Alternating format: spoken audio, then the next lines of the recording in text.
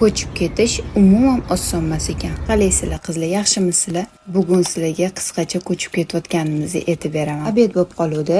Ovqatlarni endi pishiraman desam, erim telefon qilib, "Yur, bitta kvartirani topdim, borib ko'rib kelamiz" dedilar. Aha, xo'p deb kvartirani ko'rgani bordik. Kvartira bizga juda ham yoqdi. Novostroyka ekan, remontlari yangi ekan, hali hech kim yashamagan. Biz birinchi odammiz. Shu turishda uyga qaytib, narsalarimizni yig'ishni boshladim. Narsalarimiz kam bo'lsa ham, paketlarimiz juda ham ko'p chiqdi. Oddiy kunlarda o'g'ilcha mazza qilib obedlarda uxlaydi. No, bugun umuman uxlamadi. O'shanga juda ham qiynalib ketdi. Qizlar, mana tushunsanglar kerak. Kechqurun soat 10 da turmush o'rtog'imni o'rtoqlari keldi, yordam bergani. Shuna qilib tezda olib borib tashashdi. Men paka bolani uxlataman deb qolib ketdim uyda. Qolgan kiyimlarni bugun o'zimiz olib borib tashiymiz. И polni ko'chib ketamiz. Prosmotr uchun hammaga rahmat. Har doimgidek o'ng tomondagi serdechkani bosib yursanglar, juda ham xursand bo'lardim.